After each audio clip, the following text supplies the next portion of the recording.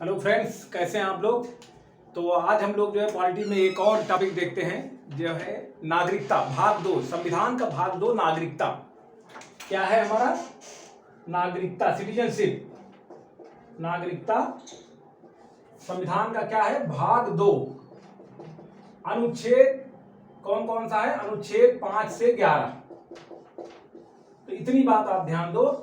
हम लोगों ने पहले क्या देखा था, भाग 1 जिसमें संघ एवं राज्य क्षेत्र था, भाग 1 देख लिया था संविधान का। अभी हम लोग देख रहे हैं भाग 2 नागरिकता। एक सीरियल से चलते हैं हम लोग, और अनुच्छेद 5 से 11 के अंदर दिया हुआ है। पहले तुमने संघ एवं राज्य क्षेत्र, उसके राज्य क्षेत्र पढ़ा था। वो अनुच्छेद कहां से कहां तक था, अनुच्छेद 1 से 4 तक था। अब हम लोग देखते हैं अनुच्छेद 5 से 11 तक। देखिए, भारत का जो संविधान है उसके अनुच्छेद 11 में लिखा है कि भारत की संसद, यानी हम 11 से स्टार्ट कर रहे हैं, भारत की संसद जो है नागरिकता के संबंध में कोई कानून बना सकती है। ठीक, कौन बना सकते हैं, संसद बना सकती है। तो संसद, ये कहां लिखा हुआ है, भाग 11 में। इसी जो है प्रावधान का जो उपयोग करते हुए भारत सरकार ने बनाया जो है नागरिकता अधिनियम, भारत नागरिकता अधिनियम 1955 बनाया। कौन सा, भारतीय नागरिकता अधिनियम, भारतीय नागरिकता अधिनियम मैं बोल दे रहा हूं, लिख नहीं रहा हूं, 1955। ठीक है, शायद यहां दिख नहीं रहा होगा। भारतीय नागरिकता अधिनियम 1955 बनाया। किसका उपयोग करते हुए, अनुच्छेद 11, अनुच्छेद 11 में दिया हुआ था कि भारतीय संसद कोई नागरिकता के संबंध में कोई कानून बना सकती है। चलिए हम लोग देखते हैं कि सबसे पहले हम लोग ये देखते हैं इसमें कि भारत की नागरिकता कितने तरीके से प्राप्त की जा सकती है। तो सबसे पहले ये क्वेश्चन आता है कि नागरिकता के संबंध में कानून भारत की संसद बना सकती है, किस अनुच्छेद में है, अनुच्छेद 11 में। दूसरा क्वेश्चन बनता है कि भारत की नागरिकता कितने तरीके से प्राप्त की जा सकती है। The answer is 5। There are 5 method to get the citizenship of India. What are these 5 methods, कौन कौन से हैं, लेट अस सी, हम लोग देखते हैं। सबसे पहले आप लोग यहां देखिए, मैंने लिख रखा है जन्म से, यानी अगर जो है जन्म से ली जा सकती है, यानी 26 जनवरी 1950 या उसके बाद कोई भी जो है जो भारत में जन्मा हो, भारत में जन्मा हो। लेकिन यहां पे एक बात बताइए, जैसे कोई विदेश, जैसे दूतावास होते हैं, जो जैसे दूतावास होता है, अमेरिका का दूतावास यहाँ है, रशियन दूतावास यहाँ है, यानी किसी भी कंट्री का, चाइनीज है, कहीं का भी दूतावास है, तो क्या भारत में वो भी जन्म लेते हैं उनके बच्चे, तो क्या उनको भी भारतीय नागरिक माना जाएगा?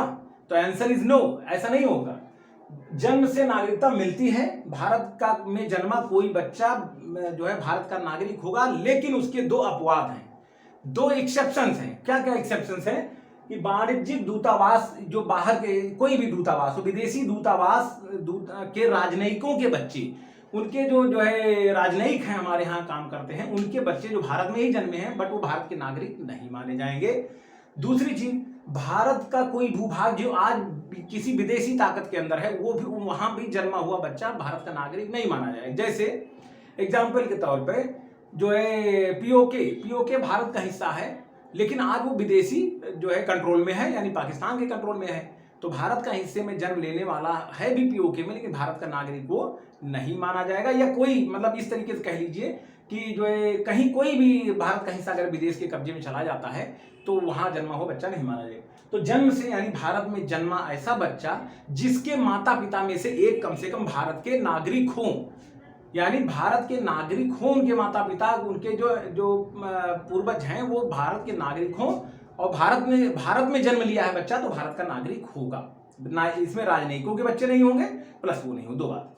नंबर 3, वंश परंपरा से, वंश परंपरा, बाय डिसेंट, ये तो बाय बर्थ हो गया, इसको अंग्रेजी में कहेंगे bye decent, DESCENT, bye decent, यानी वंश परंपरा से।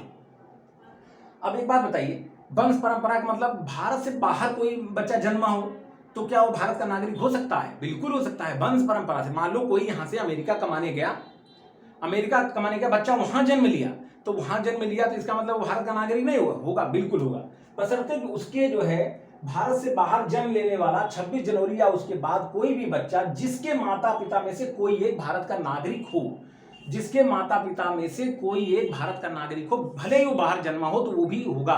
तो ये क्या हो गया, वंश परंपरा से, क्योंकि उसका वंशज यहाँ पे नागरिक हैं, बशर्ते कि उन्होंने रजिस्ट्रेशन करवाया हो, वहां जाके जो हमारे दूतावास है वहां जाके रजिस्ट्रेशन वो करा ले। ठीक है।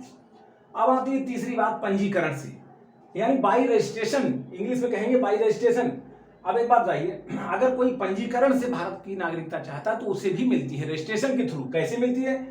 पंजीकरण से मतलब 5 वर्ष से लगातार भारत में निवास कर रहा हो और अप्लाई करे पंजीकरण के लिए तो मिल जाएगा।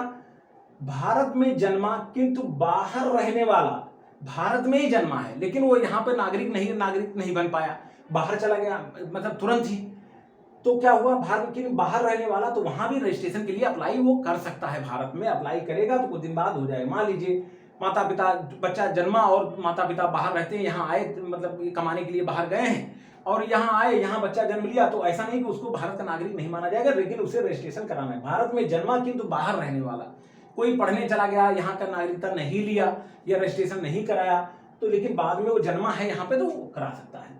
विदेशी महिला भारतीय से अगर विवाह करती है तो रजिस्ट्रेशन के थ्रू यहाँ की नागरिक बन सकती है। कोई विदेशी महिला, यानी बहुत सारी रशियन है, जर्मन है, जिन्होंने, मैं मथुरा में था तो वहां देखता था कि बहुत सारे जर्मन है, रशियन यहाँ पे इस्कॉन टेम्पल है और वहां से जुड़े हुए आते थे, और यहाँ कुछ दिन बाद जो महिलाएं अगर यहाँ शादी कर लेती थी तो नागरिकता का इशू बनता था, तो रजिस्ट्रेशन के थ्रू वो भी महिलाएं पा सकती थी। एक ऐसे ही हमारे एक मित्र है विकास शर्मा जी, जो रशियन से शादी किए हुए हैं, तो नागरिकता के लिए कुछ दिन में परेशान थे रजिस्ट्रेशन के लिए, तो इसलिए भी ये मैटर मुझे मालूम था।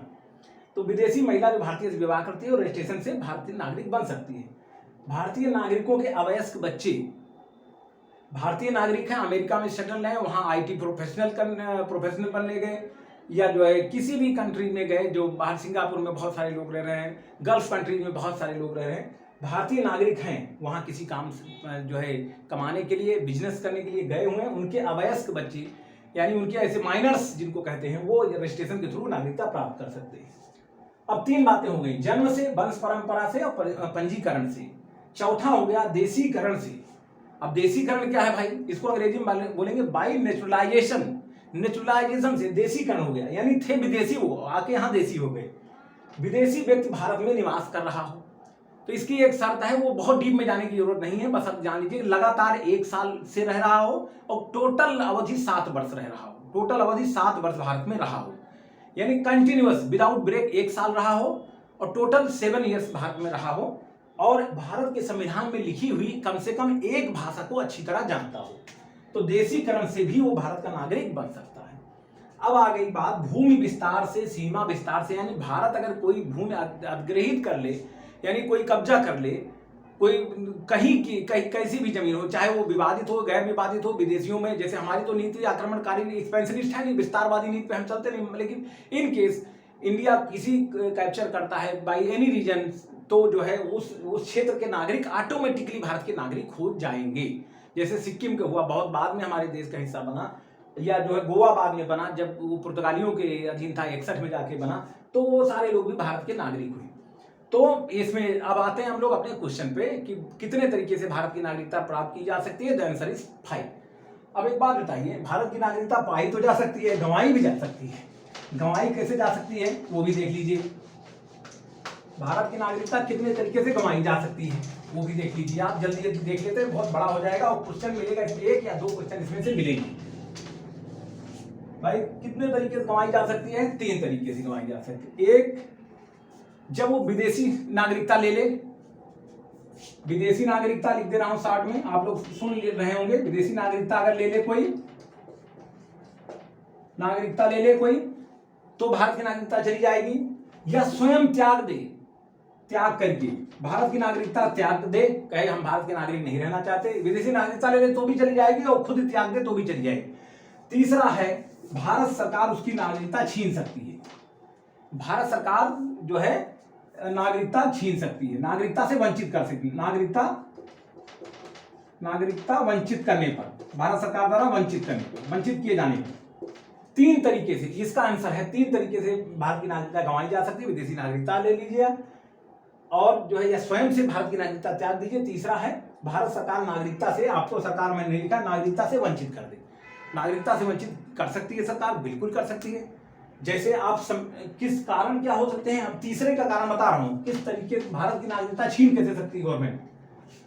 आपने संविधान के प्रति अनिष्ठा जाहिर कर दी, हम भारत के संविधान को नहीं मानते, इसका आदर नहीं करते, ठीक है, तो संविधान का अनादर, संविधान के प्रति अनिष्ठा कह दीजिए, संविधान की अनिष्ठा, इसका है संविधान के प्रति अनिष्ठा। पहली चीज। दूसरी चीज, युद्ध काल में विदेशी की सहायता। युद्ध काल चल रहा है और आप जो है विदेशियों की सहायता कर रहे हैं, युद्ध काल में विदेशियों की सहायता करने पर भी आपकी नागरिकता चली जाएगी। तीसरा है, गलत तरीके से नागरिकता ली है आपने, जो रजिस्ट्रेशन के थ्रू या देशीकरण के थ्रू ले लिया, उसमें कुछ तथ्य छुपाए हैं, यानी गलत तरीके से नागरिकता लेने पर भी, गलत तरीके से, मैं शॉर्ट में लिखता जा रहा हूं, गलत तरीके से नागरिकता ली है तो भी आपकी नागरिकता चली जाएगी। और चौथी चीज यह है कि अगर किसी जो है आपने रजिस्ट्रेशन के थ्रू या देशीकरण के थ्रू नागरिकता आपने हमारी यहाँ ले ली और 5 साल के भीतर, नागरिकता लेने के 5 साल के भीतर अगर आपको उस देश से जहां से आके आपने यहाँ ली है, नेचुरलाइजेशन किया है, वहां आपको 2 साल से अधिक की सजा मिल गई, with in 5 years of getting citizenship, Bharat की नागरिकता लेने के 5 साल के अंदर उस देश में जहां से आप आए वहां 2 साल से अधिक की सजा हो गई आपको, तो यहाँ की नागरिकता ऑटोमेटिक आपको समाप्त हो जाएगी। और भारत में लगातार 7 वर्ष से जो है 7 वर्ष से गायब रहे, 7 वर्ष से ऊपर अगर आप यहाँ से गायब हैं तो भी आपकी नागरिकता छीनी जा सकती है। चौथी चीज हो गई, चौथी पांचवी जो भी होगा, अब ये चीज हो गई कि वो अगर कोई हमारी जो है महिला हमारे देश की किसी विदेशी पुरुष से शादी कर लेती है तो उसकी भी नागरिकता ली जा सकती है। तो ये सब सारी चीजें हो गई कि नागरिकता पाई जा सकती है 5 तरीके से, छीनी जा सकती, चली जाती है 3 तरीके से, और छीनी कितने तरीके जाती है उसमें बहुत सारी चीजें हैं। 3 तरीके जा सकती है, कैसे, छोड़ दीजिए या विदेश की नागरिकता ले लीजिए, भारत का छीन, तो छीनने के इतने कारण हो सकते हैं। तो ये सब बात आपकी जो है हो गई नागरिकता के संबंध में। अब अनुच्छेदों पे चर्चा कर ली जाए। अनुच्छेद सबसे पहले आपको मैंने बताया अनुच्छेद 5। अनुच्छेद 5 क्या कहते हैं, 5 से 11 के बीच में नागरिकता की बात हो रही है, तो 5 क्या कहती है, संविधान के प्रारंभ होने पर नागरिकता। इसको आप लोग नोट कर लीजिए, यही पूछा जाएगा, बहुत अंदर तक नहीं जाते। संविधान के प्रारंभ पर नागरिकता, संविधान के प्रारंभ पर नागरिकता यानी 26 जनवरी 1950 को अगर कोई भारत का नागरिक है तो नागरिक माना जाएगा। अनुच्छेद 6 क्या कहता है, अनुच्छेद 6 कहता है पाकिस्तान से आने वाले की नागरिकता का प्रावधान है। पाकिस्तान से आने वाले लोगों, पाकिस्तान से आने वाले लोगों के बारे में नागरिकता का प्रावधान है, यानी 19 जुलाई 1948 1948 के पूर्व या उसके बाद में जो पाकिस्तान से आए हैं और यहाँ पे उन्होंने अप्लाई किया है तो भारत सरकार उनको नागरिकता, लेकिन 1950 से पहले, 26 जनवरी 1950, इस बीच में या इससे पहले 19 जुलाई 1948 या उसके पहले जो है 26 जनवरी 1950 तक भी अगर कोई अविभाजित भारत में रहा है और ये पाकिस्तान से आ गया, वहां कंडीशन सही नहीं देखा, वो लौट आया, तो जो है यहाँ अविभाजित भारत में था, बाद में विभाजन हो गया, तो इस बीच में लौट आया, तो पाकिस्तान से आने वालों को नागरिकता प्रावधान अनुच्छेद 6 में है। अनुच्छेद 7 में पाकिस्तान को जाने वाले, 6 में पाकिस्तान से आने वाले, 7 में पाकिस्तान को प्रवचन करने वाले, पाकिस्तान को जाने वाले वहां भी चले गए तो उनकी नागरिकता समाप्त हो जाएगी। तो 7 में पाकिस्तान को जाने वाले, पाकिस्तान को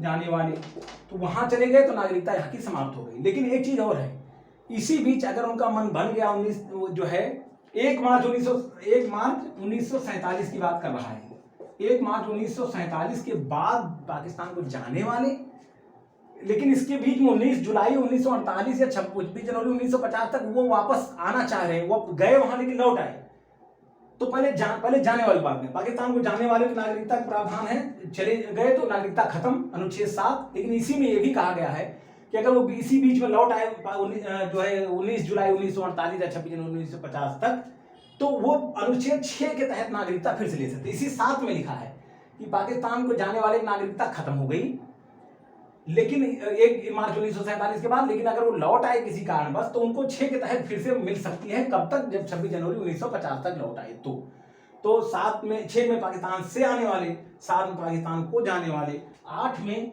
कहता है, अनुच्छेद 8 क्या कहता है ये आप लोग अच्छे से समझ लीजिए। अनुच्छेद 8 कहता है, अनुच्छेद उनके बारे में प्रावधान करता है, अनुच्छेद 8 भारत जो है पर्सन ऑफ इंडियन ओरिजिन, यानी भारतीय मूल के लोगों के, विदेशी लोगों की नागरिकता के बारे में। भारतीय मूल के लोग जो बाहर रहते हैं, person of Indian origin, PIO कहते हैं। पीआईओ कार्ड के बारे में आप लोगों ने सुना होगा। पर्सन ऑफ इंडियन ओरिजिन यानी भारत का मूल है और बाहर रह रहे हैं, उनके बारे में नागरिकता का प्रावधान जो है अनुच्छेद 8 में किया गया है। अनुच्छेद 9 में क्या कहा गया है वो देख लीजिए।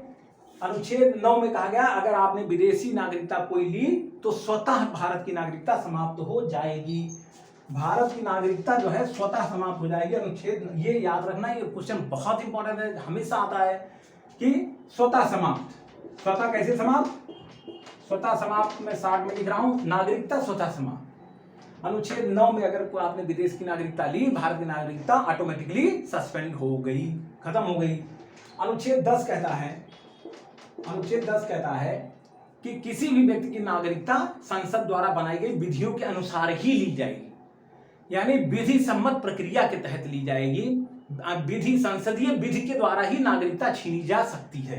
ये कहता है, संसदीय विधि की बात करता है। संसदीय विधि, संसदीय विधि बना करके ही कोई इसी के अंतर्गत ही ली जा सकती है। ऐसा नहीं, रैंडमली नहीं, इनडिस्क्रिमिनेटली नहीं कि स्वेच्छा से जब चाह तब उसकी नागरिकता छीन लिया।